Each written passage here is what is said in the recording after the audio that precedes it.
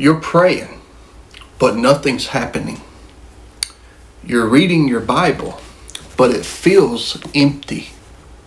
You go to church, but you leave feeling the same. If you've ever said, I love God, but I feel spiritually stuck, this video is for you. Today, we're going to break that silence. Together, we'll uncover 3 powerful truths that will help you move forward, reconnect with God, and get out of that spiritual rut. And here's the good news. You're not alone in this. The greatest people in Scripture felt this way too.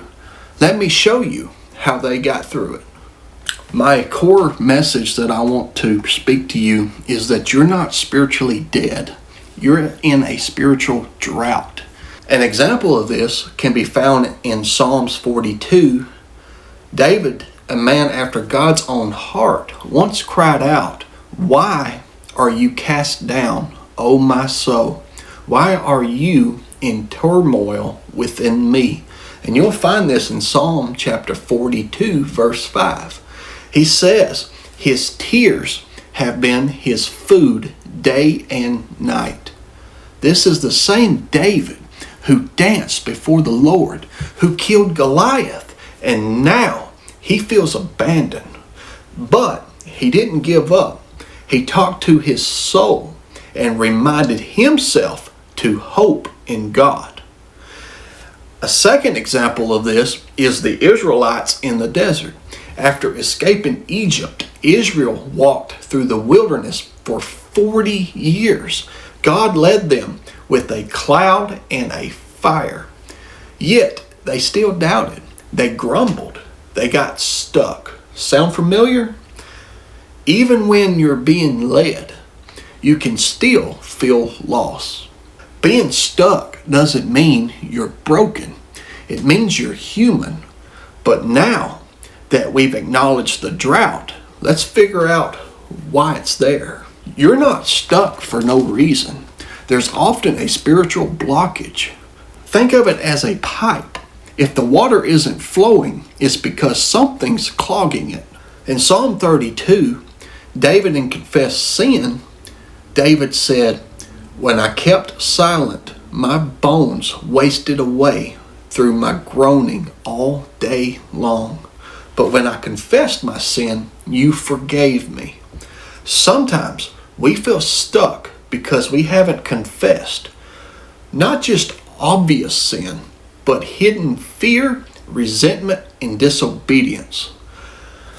I'm going to give you a couple realistic causes. Number 1 is disappointment with God. I prayed and He didn't answer. Number 2 is spiritual fatigue. I'm doing all the right things and I'm still empty. Number 3 is distraction. I spend more time on TikTok and YouTube than in prayer. Number 4 is bitterness or hurt from church. I was let down by people who claim to represent God. Sound familiar? Pause and reflect. What might be blocking your connection with God right now? Comment below, "I'm searching my heart," and I'll pray for you.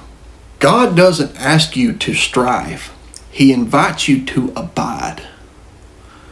In John chapter 15, verses 4 through 5, it says, "Abide in me, and I in you. Apart from me, you can do nothing."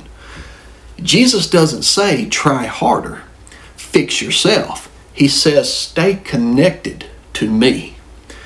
And I'm going to give you some practical applications for this. Number 1 is simplify your prayer life. Just talk, sit in silence, journal. God is listening even when you're quiet. And number 2 is read with expectation, not obligation. Open your Bible, not to check a box, but to hear from your Father. And number 3 would be worship when you don't feel like it. Worship breaks through walls. And you'll find this in Acts chapter 16 with Paul and Silas in prison. And number 4 would be don't isolate. God often speaks through others. Stay in community even when it's hard. God uses the wilderness to prepare you for the next level. An example of this is Elijah in 1 Kings chapter 19. Elijah calls down fire from heaven and then runs away in fear. He hides under a tree and says, "Lord, I've had enough." And how does God respond? Not with anger, not with punishment, but with gentleness. God sends an angel with food and water, then speaks to Elijah in a whisper, not a storm. Sometimes the silence you feel isn't God's absence. It's His way of calling you closer to Him. Friend, if you feel stuck, dry, disconnected, you're not lost.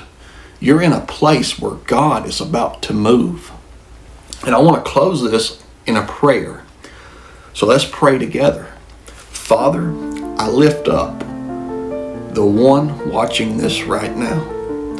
You see their confusion, their silence, their spiritual fatigue.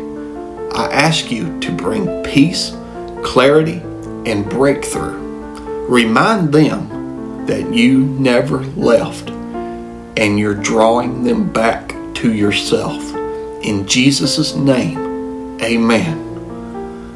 If this encouraged you, drop a comment below saying "still pressing in." Subscribe for weekly encouragement rooted in God's Word. And watch next how to trust God when life feels out of control. It's in the description and it will be pinned in a comment below. As always, God bless.